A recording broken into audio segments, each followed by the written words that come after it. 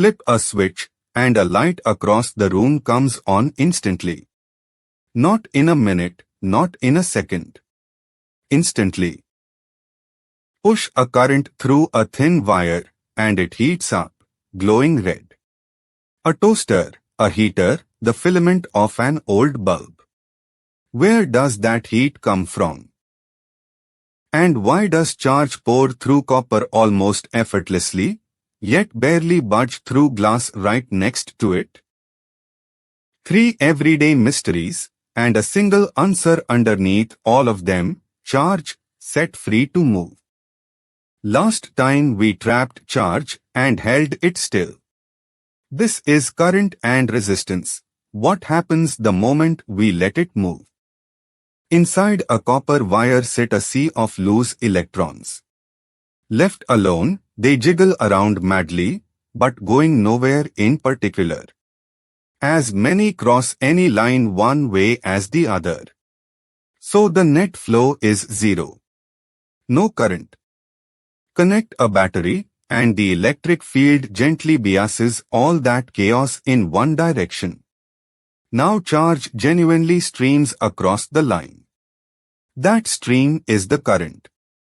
We measure it as the rate of charge flow, I equals dq dt.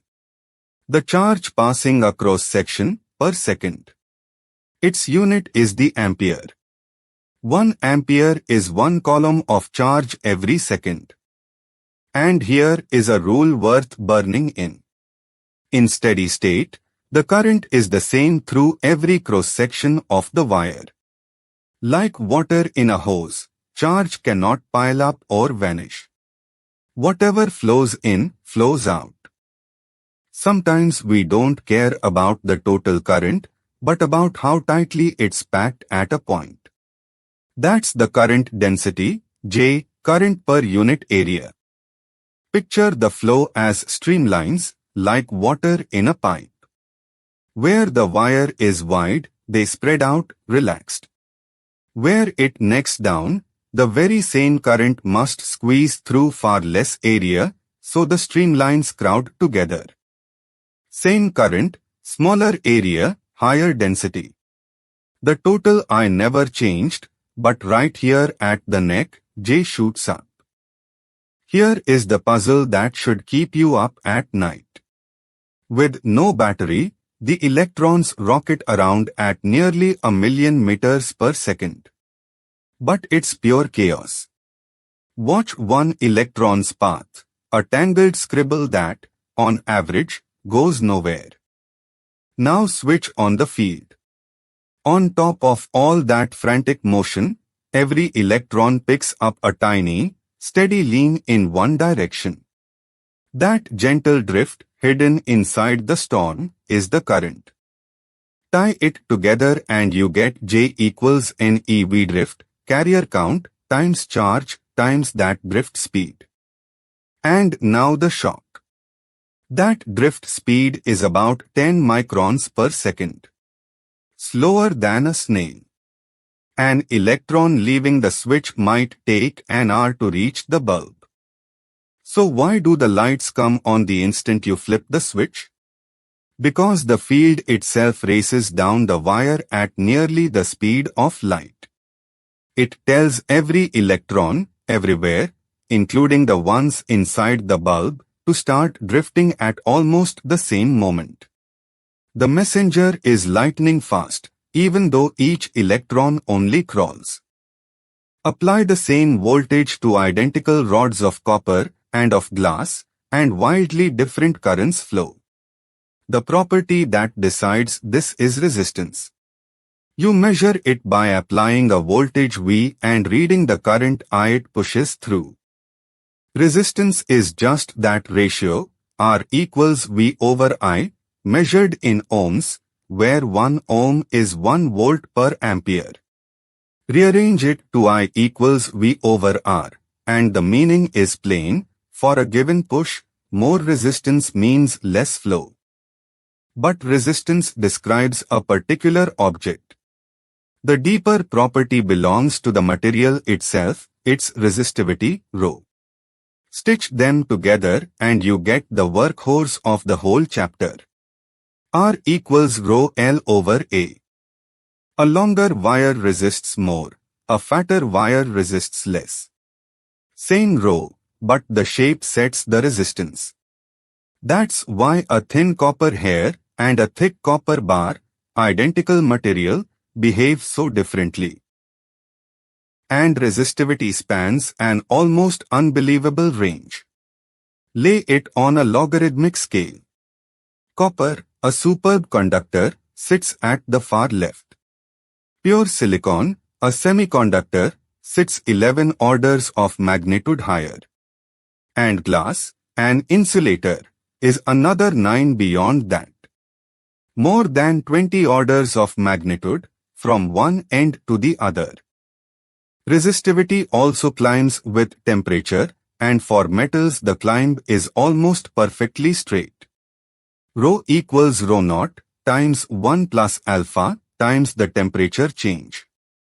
Alpha is the temperature coefficient, and for metals it's positive. Heat them up, and they resist more. The picture is simple. Warm the metal, and its atoms jiggle harder. Those wobbling atoms are bigger obstacles, so the drifting electrons collide more often, and the current has a tougher time getting through. Almost everyone thinks Ohm's law is V equals IR. It isn't. That equation is just the definition of resistance, and it's true for absolutely every device ever made. It says nothing special at all. So that is not the law. The real law is a claim about whether R holds still. A device obeys Ohm's law when its resistance does not change as you crank the voltage. Plot current against voltage, and you get a perfectly straight line through the origin. A diode breaks that rule. It blocks current one way, then suddenly floods it the other way past a threshold. Its resistance changes with voltage, so the line bends into a curve. It disobeys Ohm's law, and that disobedience is exactly what makes it a one-way valve for charge. Down at the atomic scale, picture the metal as a fixed grid of positive atoms, with conduction electrons threading between them like a runner sprinting through a packed crowd. The field accelerates the electron, so it speeds up. Then, bang, it slams into an atom and loses all memory of where it was headed. It accelerates again, hits another, again and again. The average time between those collisions has a name, tau, the mean free time, measured in seconds. The more often the electron is knocked off course, the harder it is for current to flow. Turn that whole story into one line, and you get resistivity equals m over E squared n tau. Fewer collisions, or more carriers, means lower resistivity. And metals obey Ohm's law for a beautiful reason. The drift is so absurdly tiny next to the electron's frantic random speed that the field barely changes how often they collide. Tau stays constant. So R stays constant. As charge slides through a voltage drop, it loses electrical potential energy. The rate it loses it is the power, P equals IV, that's the general rule for any device at all. In a motor it becomes motion. In a charging battery, chemical energy. But in a plain resistor, it has nowhere to hide. Every collision between a drifting electron and an atom jiggles that atom harder. Jiggle is heat.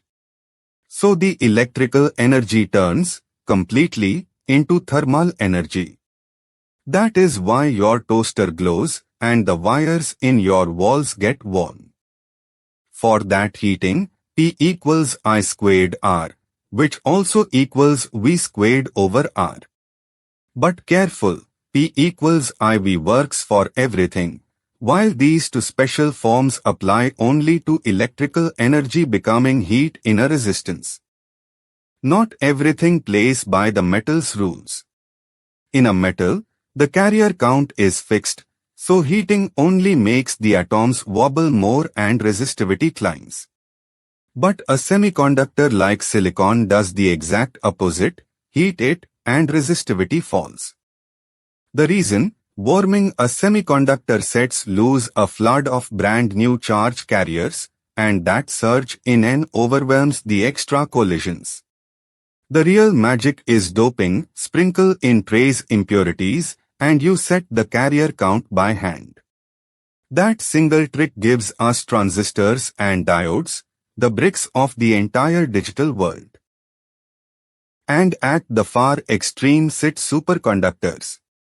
Cool one below a critical temperature, Tc, and its resistance doesn't just shrink, it drops to exactly zero. A current started in a loop will circle for years with no battery pushing it, losing nothing. From conductors to semiconductors to superconductors, it is all one story of carriers and collisions. First, drift speed in copper. A wire of radius 0.9 mm carries 17 milliamps. Drop it into V drift equals I over NAE. The numbers grind down to about 5 times 10 to the minus 7 meters per second. Under 2 millimeters an hour, yet the current arrives essentially instantly. Second, power.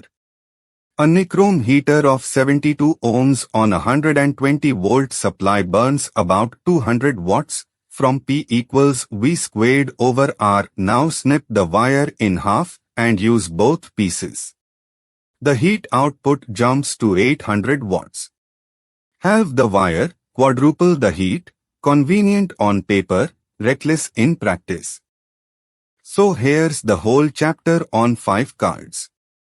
1. Current is the rate of charge flow. I equals dq dt. 2. That flow is a slow drift of carriers. J equals NEV drift. 3. Resistance comes from the material and the shape. R equals rho L over A. 4. A device is ohmic when its resistance stays constant. 5. A resistor turns electrical energy into heat at I squared R. That's current and resistance. If it finally clicked, subscribe. Next up is circuits. We take these moving charges and these resistors and wire them into loops that actually do something. Full notes are on engineeringdevotion.com. See you in the next one.